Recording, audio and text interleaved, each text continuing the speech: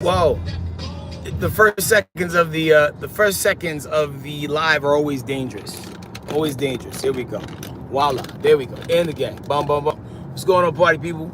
Happy Tuesday to all the people out there in the digital space and era. Man, is the battle over? Is it done? Is it a wash? And who won? Man, listen. This Drake versus Kendrick situation has been some of the most entertaining things we've seen in the rap culture in quite some time. Like I was in Orlando over the weekend. I had a show out there, and I was there with three buddies of mine. And every time a record dropped, we all stopped what we were doing to pay attention to the record and listen to the record. The crazy thing is, I had a homie with me, shout out my man Four Eyes. To watch a grown man do a somersault in a seat while listening to a song is incredible. It's the most unique reaction I've ever seen to a song ever. When Kendrick dropped the Meet the Grams joint, like he was sitting in the passenger seat and he did a front somersault in the seat. I know that's a wild visual. However, it happened. And I have two other people who can corroborate my story. Well, three if you include Four Eyes. But that's neither here nor there. But now that the smoke is cleared, it seems like Drake has waved the white flag and is like, yo, I'm done.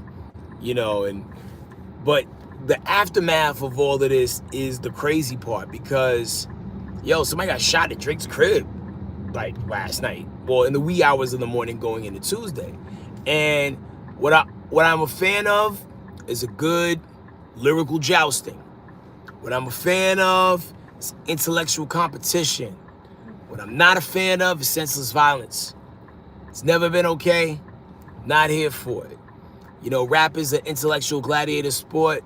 It doesn't have to spill into Neanderthal stuff. Now, granted, not to say that it was definitely somebody from Kendrick's team that did it or anything, but it usually be like them weird fanatical fans who are not even really closely connected to the beef that always escalate things a step further. And I felt like whoever did that, because apparently from what I understand, somebody did a drive-by and shot a bodyguard that was guarding Drake's crib. And come on, man, that is beyond the call of duty. Nobody needed to get shot over arguably two dudes writing angry poems at each other. You know what I'm saying? And man, I hope the guy's okay. They said he was in serious condition. Hopefully he gets through this, because listen, that's not something that nobody needs to lose their life over. You know what I mean?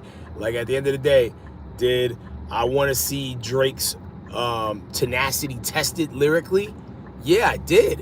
And dude rose to the occasion. Whether he did it by himself or had the help of others, he had a rap response for everything that was thrown out there, and it was dope to see. Because just when you thought he would have rolled over and went to sleep and, and came out with a house country album or something like that, nah, he went to the studio and came back with some rappity raps. And I think people even didn't get a chance to really absorb the brilliance that was the Family Matters video that he put out, where he took the same kind of minivan that Kendrick had on the Good Kid, Mad City album cover and took it to a car crushing place and crushed it. That was supreme villainy. Supreme villainy. I liked it. But nobody had the opportunity to even breathe and absorb that in, because within a matter of 15 to 20 minutes, Drake was on his head top with the Meet the Grams joint, and then swung at him again with the that last one, They Not Like Us. And it's shoot, yo, man, we as hip-hop fans and connoisseurs and consumers, man, we're not worthy. That was one of the best weekends for rap competition I've seen in a long time. I mean, short of those URL acapella rap battles. It's anybody in the 40 and up crew, y'all remember back in the days when LL and Mo D were going at it, but you'd have to wait months for a response from either artist, because either they were on tour or was saving the replies for like the next album or whatever. Like now we get that instant gratification of like when cats got beef, you can hear the records, you know, they get it to you, you know, 24 hours or less, Amazon Prime style. And that's how I like it. I think it'll be quite some time before somebody ever tops what these two did, because it was just so much cerebralness in it. But going back to what I'm talking about right now, though, the battle seems to be over, but like the aftershocks of it all, where do we go from here? Like I said, it was a shooting last night. I don't think nobody should get shot over no rap beef. There was like somebody vandalized Drake's OVO store and wrote "Not Like Us" on top of the store. Like, yo, man, you know, enjoy the battle, but don't take it so personally to where, you know, you go and react and do something, you know, do something dangerous and harmful to somebody else, or something that can get you locked up for no apparent reason. Man, Not Like Us was something else. It really is. That song has been in my head for days, ever since I heard it. Like, I just be chilling. And like there was so many bars in it. OVO, other vaginal option. I mean, shoot, it was in there. It was in there. And even going back to Drake's last response, The Heart Part 6, like, yo, you could tell dude he wasn't even mad, he wasn't even angry. That beige individual was flustered. To see an adult male get flustered is something very unique. Because like he didn't even like come back at him with the raps. He was just like spent most of the song trying to like defend himself. Like, yo, I don't like those young girls.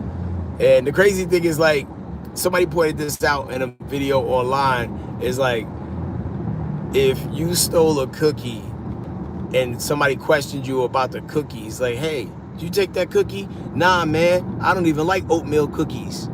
Who said they were oatmeal? Boom. You know what I mean? Like, Kendrick called Drake out on like hollering at underage girls, and like Drake instantly said something about Millie Bobby Brown, and it's like, Negro, we didn't even bring her up. We didn't bring her up. He's flabbergasted. Damn right. A flabbergasted individual.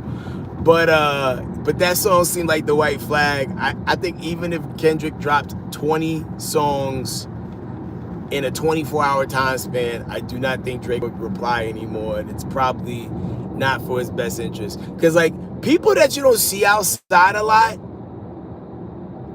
got a lot of time to work on mental and creative things. You know what I'm saying? Like, if you always like spotted out and about, or you always on tour all the time, or like, you know, you in Miami, you know, like if you just run, like you're a little bit busy. Granted, you are living life, and everybody should live life, but you can't like really go up against somebody who be sitting in a house cross-legged all day reading books. Like, Kendrick probably meditating somewhere right now. The universe is like feeding him lyrics. Just feeding it to him. He's a Pedialyte, but doesn't surprise me. I mean, but here's the thing, man. And even I don't know, following what was going on with this Metro Boomin thing. Like some old Metro Boomin tweets done resurfaced, where this dude is saying wild pedo level things. Like wild pedo level things. I don't know how old Metro Boomin is. Like these tweets are from like 2011.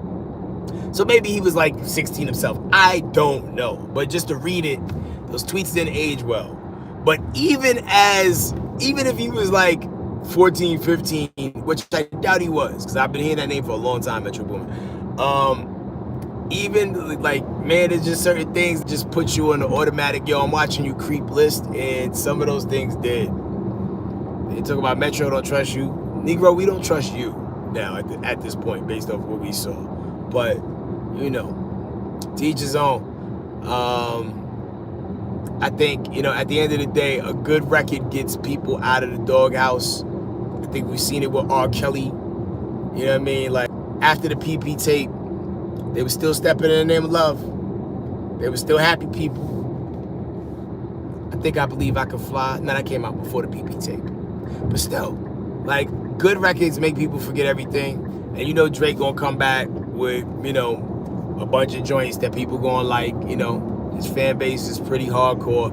Like, even as this dude was getting scorched, it was still like Drake won. And I'm like, okay. You know, they was like treating it like Apollo kids with those kind of rules.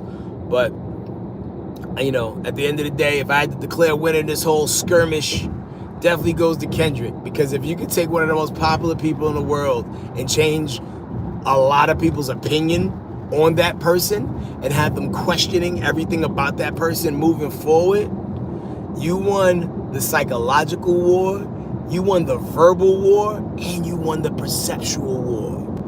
Because a lot of times, you know, like, winning a war isn't just about physically or like you know, like spiritual. Yeah, like sometimes winning a war is like when you spiritually defeat somebody. Like, look at Nas and Jay-Z. Now, I'm on the side of people who feel like Nas got Jay-Z overall in that situation. But somebody who doesn't understand, or somebody with a very limited worldview would be like, well, Jay-Z won because he's a billionaire. Listen, money don't make you the winner. Sometimes having money just mean you did what was necessary to get the money. Good, bad, or everything in between. Like, granted, you didn't hear Nas all over the radio like that, you know, pretty much beyond like 2007, really. But Nas made smart investments. He was like an investor in the Ring. He was an investor in Bevel.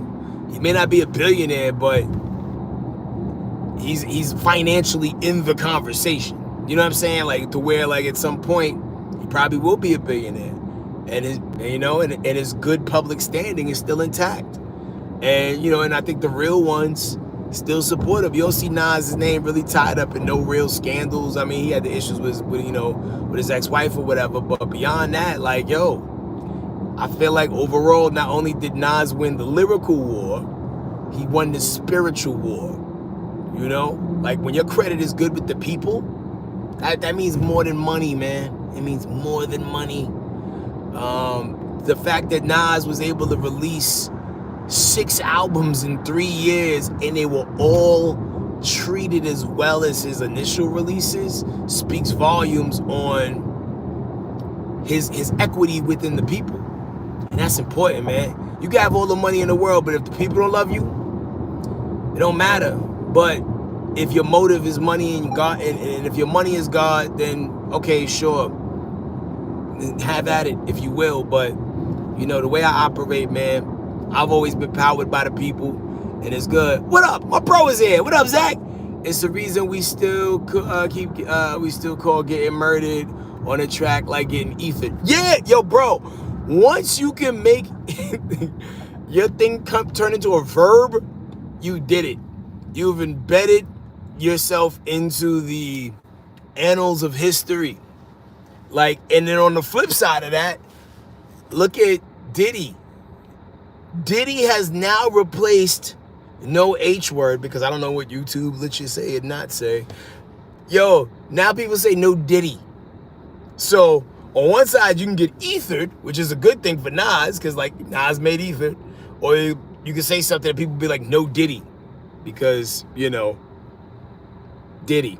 You know what I mean? Like, man, I would rather be the person who make people say, hey, you got ethered, versus being no Diddy'd. Or, there was something that they said about Drake the other day, and they verbed him. What was the word, man? What was the word? I can't remember. It'll come back to me when it doesn't matter anymore. But, like, yeah, man. So don't always look at the person with the most money as the winner. Yeah, Drake has sold more records than Kendrick Lamar in totality, but Drake kind of like drops like 2 albums a year, maybe 3 sometimes, depending on if he's like collabing with people. But you can do that when you have help.